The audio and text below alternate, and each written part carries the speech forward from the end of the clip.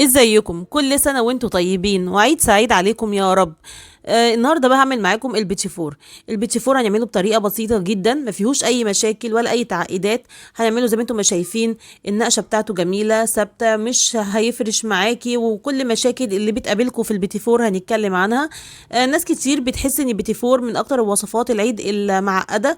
بالعكس، هو بسيط جدا جدا وطريقته بسيطه، بس يعني هو عايز بس تلتزمي شويه النواعم العيد بالذات بمقادير معينه.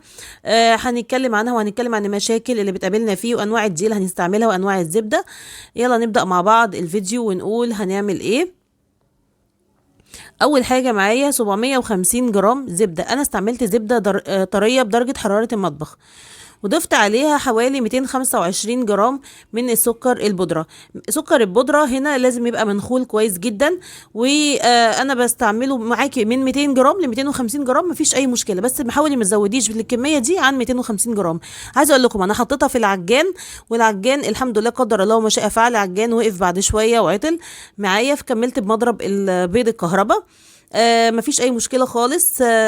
كملت طبعا بمضرب البيض زي ما انتم ما شايفين كده يا جماعه. مضرب البيض، الناس اللي بتقول لا لازم عجان والكلام ده كله، مضرب البيض اشتغل معايا زي الفل، وكنت كتير جدا فعلا بعمله بمضرب البيض. افضلي اخفقي بقى الزبده والسكر البودره لحد ما تاخد معاكي قوام فومي كده. طبعا بمضرب البيض اخدت معايا مده اطول شويه من لو كنت هعمله في العجان. الوقت بقى معايا 3 بيضات، وثلاث بيضات لازم يبقوا بدرجه حراره المطبخ، لازم يبقوا طالعين من التلاجة بقالهم فتره. هبدأ انزل ببيضة بيضة، متنزليش كله مع بعضه عشان ما تخرجش معاكي وتضايقك. ابدأي. ضفت اول بيضة، وضفت طبعا معاها فانيليا غامقة، اللي ممكن تضيفي فانيليا بودر عادي جدا. لو هتضيفي فانيليا بودر حطي على المقدار دوت حوالي 3 اظرف فانيليا بودر. ضفت بيضة بيضة لغاية ما خلصت، كل بيضة بتختفي بنزل بالبيضة اللي بعدها. وزي ما قلت ونبهت، اوعي تبقى البيض ساقع، عشان دي من اكتر المشاكل اللي بتبوظ معانا البيتي فور. معايا بقى حوالي كيلو من الدقيق، برضو نخلاه كويس جدا. هشيل منه معلقتين كبار لاني هحط بدلهم معلقتين من الكاسترد. كاسترد ممكن البديل بتاعه نشا. طيب الدقيق اللي انا مستخدماه، انا بصراحه مستخدمه دقيق الكحك والبيتي فور، كحك وبسكوت، يعني دقيق مخصوص لكده. طب انت لو مش مستعمله، مش ما عندكيش الدقيق دوت، استعملي دقيق جميع الاغراض، بس لازم تضيفي عليه معلقتين من الكاسترد او النشا، عشان البيتي فور محتاج دقيق عرقه ضعيف شويه، مش عرقه قوي، فالنشا بتضعف معانا العرق شويه. انا دلوقتي ضفت الدقيق بتاعي والكاسترد، وهبدا اقلبه بالشكل ده. كنت فصلت شويه ورجعتهم تاني، وعايزه اقول ان انا نقلته في بوله اوسع شويه عشان اعرف اقلبه. وهنا في المرحله دي ما خدش معايا تقليب كتير، لمجرد ما الدقيق اختفى معايا خلاص. انا فصلت شويه معايا كده عشان اقلبهم بالكاكاو. حطيت حوالي معلقتين من الكاكاو الاسباني الخام طبعا، ومعايا بقى حوالي معايا كده كيس حلواني القماش، ودوت التيب او القمع اللي انا هشتغل بيه. هو ده الشكل اللي انا هعمل بيه البيتيفور كله، مش هعمل باي اشكال مختلفه ولا الكلام ده خالص. والتيب ده متوفر جدا على فكره. كيس الحلواني يا جماعه القماش هو افضل حاجه بالنسبه للبيتيفور، بتبقي ماسكاه بالشكل ده وما تنزليش الكميه كلها مره واحده. زي ما انت ما شايفه كده بتبدا تنزل معاكي. انا عملت ممكن بضغطه واحده بتعملي اللي هي شكل الورده بالشكل ده، ممكن بتعملي كذا ضغطه كده فوق بعض بتديكي المنظر اللي انت شايفاه دوت، بتبقى جميله جدا جدا. هي ممكن يتعمل منه كذا شكل، بس انا يعني دول اكتر اشكال بحب اعملها بيه. طيب الصاج ما بيبقاش مدهون معايا خالص. الصاج يعني برضو بحب اقول لكم كده اول باول على كل حاجه. الصاج هنا انا مش دهنه خالص، وهنا ممكن الورد الصغير دوت تعملي فيه فتحه كده في النص عشان تضيفي في النص كده بعد ما يستوي مربى او شوكولاته زي ما هوريكم في التزيين. دوت بقى الشوكولاته، دوت بقى النص التاني اللي هو كنت عاملاه حاطه عليه كاكاو.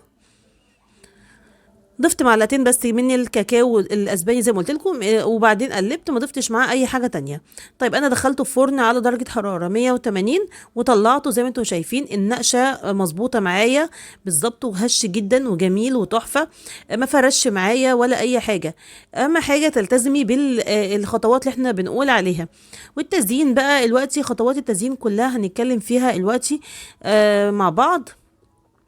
شايفين الجمال ما شاء الله. دلوقتي بقى معايا شوكولاته، دي شوكولاته بالحليب سيحتها على بخار ميه او في الميكروويف. ومعايا بقى البيتي فور بتاعنا، ممكن بقى تزينيه بمربى، بتزينيه بشوكولاته بالمتوفر عندك. طبعا الفستق بقى والبندق والحاجات الغاليه دي خلاص بقى بقت غاليه جدا على ناس كتير وعلينا طبعا، فما بقيناش بنقدر نستعملها. يعني هي ممكن ايه، يعني 200 جرام كده شوكولاته. انا كنت نسيت اوريكم بس قوامه، فقلت اوريكم كده وانا بزين. مش شايفين النعومه والجمال؟ على فكره يا جماعه انا استخدمت 3 بيضات كاملين، من ضمن الحاجات اللي انا كنت عايزه اتكلم فيها ان انا استخدمت 3 بيضات كاملين. اللي عايزه يبقى انعم من كده يستخدم بيضتين وصفار بيضه. تمام.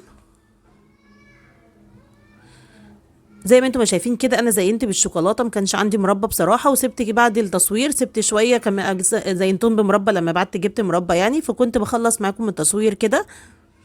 دي بقى اللي انا سبت عملت فيها فتحه في النص كده، بحط فيها شوكولاته بالشكل ده من غير تزيين ومن غير يعني استهلاك كتير في الشوكولاته. دي ما بتستهلكش كتير في الشوكولاته بس بتعمل منظر حلو قوي. طيب انا خلصت الكميه اهوت اللي انا كنت بعملها. شايفين تزيين بسيط جدا جدا، بس بيدي منظر شيك وبي يعني يعني ومش مكلف خالص، والخطوات ان شاء الله تلتزمي بيها هيطلع معاكي احلى بيتي فور في الدنيا. وكل سنه وانتم طيبين، ولو في اي مشكله او اي حاجه سؤال ممكن تكتبوا لي في التعليقات وان شاء الله نرد عليه مع بعض. كل سنه وانتم طيبين، وعيد سعيد عليكم وعلى الامه الاسلاميه يا رب العالمين.